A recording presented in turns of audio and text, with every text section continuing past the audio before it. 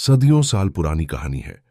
दिमशक के किसी सहराई इलाके में एक बूढ़ी औरत रहती थी जो मुद्दतों से एक शदीद बीमारी में मुब्तला थी।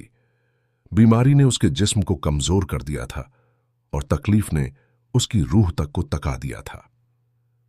करीबी तमाम हकीमों ने कोशिश की मगर सब बेबस हो गए।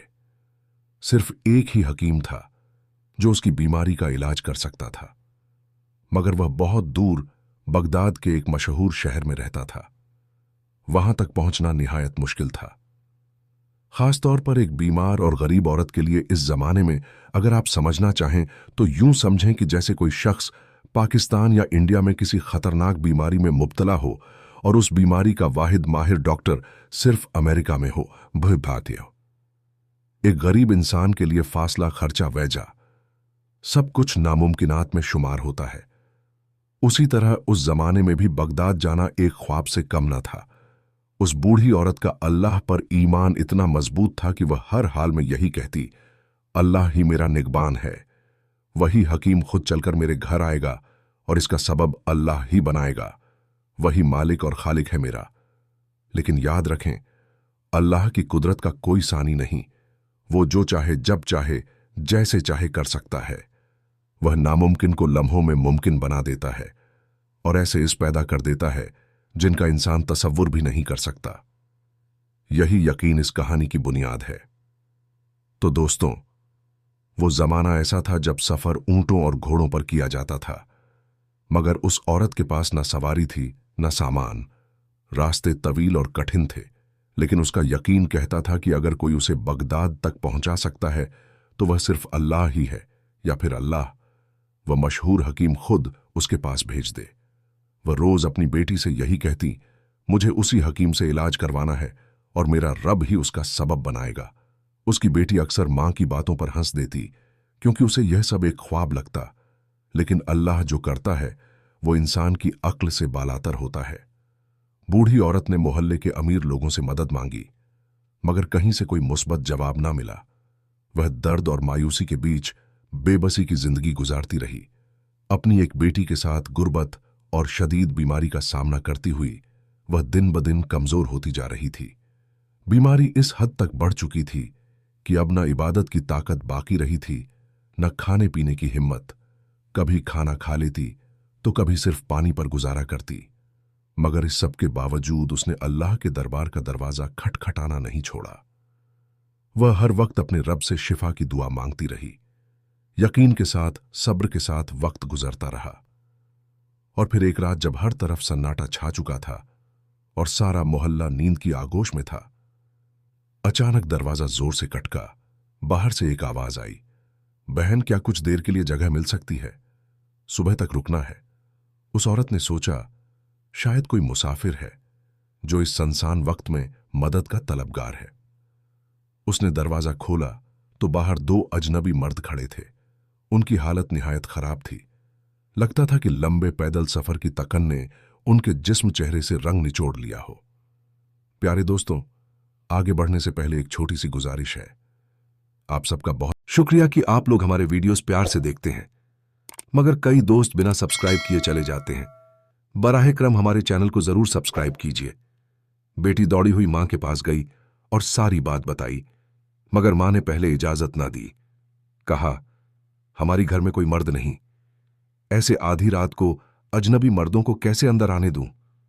मजबूरन उन मर्दों को वापस लौटना पड़ा। वो दरवाजे के साथ ही बैठ गए। नडाल और तकन से चोर औरत की ममता जाग उठी। उसे उन दोनों में अपने बेटे नजर आने लगे। दिल भर आया और उसने बेटी से कहा, बेटा, उन्हें अंदर बुला लो, मगर दूसरे कमरे में रखो। खाने पीने का इंतजाम भी वहीं कर दो।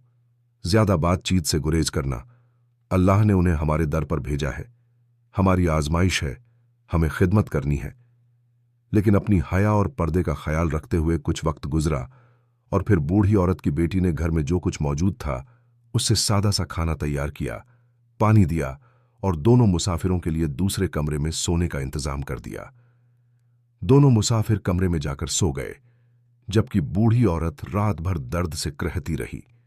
नींद आंखों से कोसों दौड़ थी।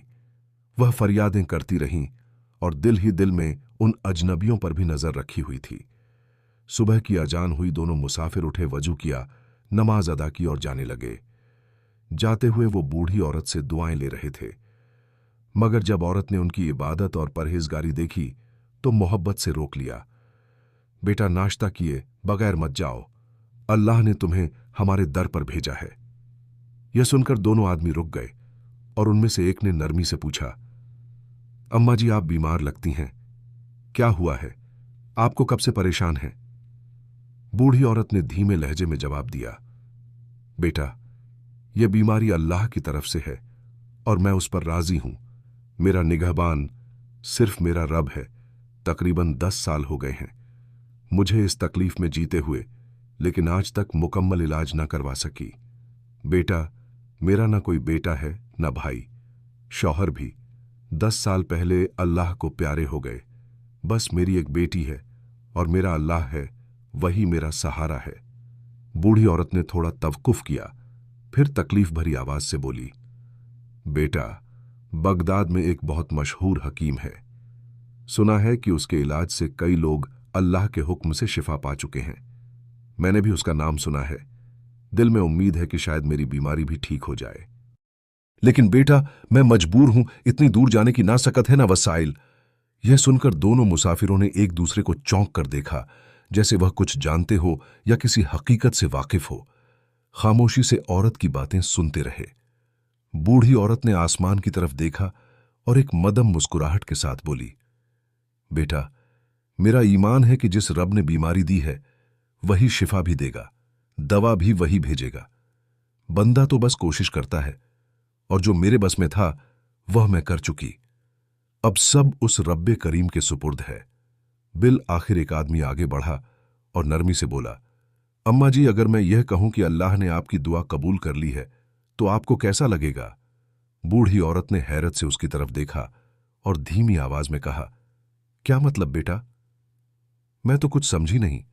उसने मुस्कुराकर जवाब दिया, ये दूसरे साहब यही बगदाद के मशहूर हकीम हैं और अल्लाह ने ही उनको आपके लिए यहां भेजा है। हम दोनों एक खास जड़ी बूटी की तलाश में दमशक आए थे, घोड़ों पर सफर कर रहे थे। रात को जब ठहरने का वक्त आया तो घोड़े अचानक डर गए और हमें शहर से बहुत दूर ले गए। फिर रास्ते में हम दोनों घोड़ों से गिर गए और सारी रात अंधेरे में भटकते रहे।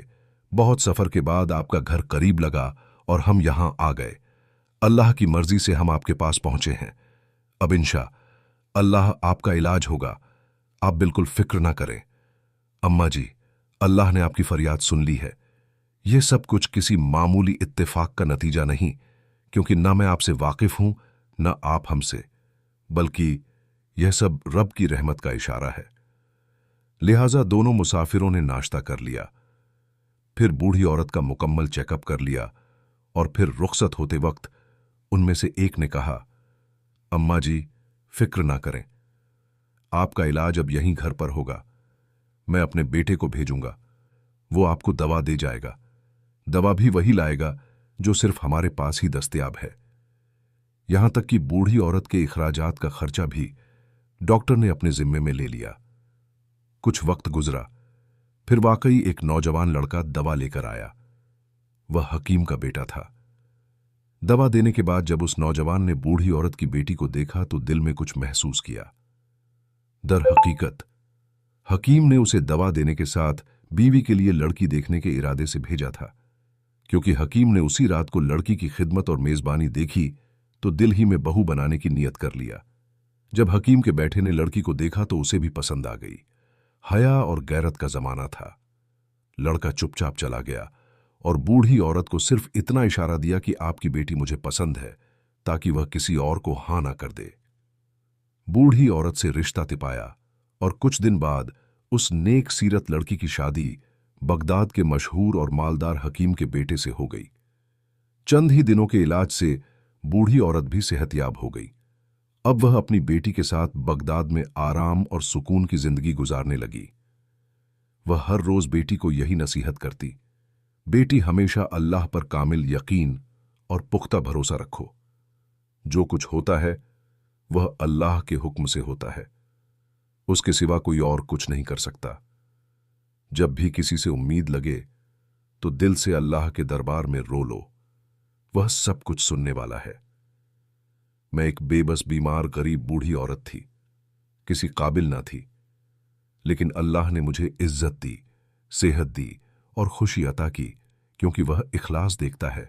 तो प्यारे दोस्तों, इस कहानी से हमें एक अहम सबक यह मिलता है कि मुश्किल कोई भी हो, दिल से और इखलास के साथ सिर्फ अल्लाह को पुकारो। वही सुनने वाला है, वही देखने वाला है और वही है जो हर मसले का बेहतरीन हल रखता है।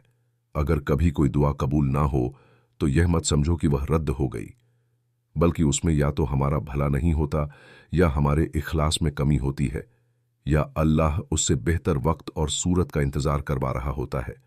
और बच्चों के लिए एक सुनहरी सबक यह है, चाहे बैठा हो या बेटी, अगर वालिदन की खिदमत और इताअत दिल से की जाए तो अल्लाह दुनिया व आखिरत में ऐसे इनामात देता है जो महज काबिलियत से हासिल नहीं होते।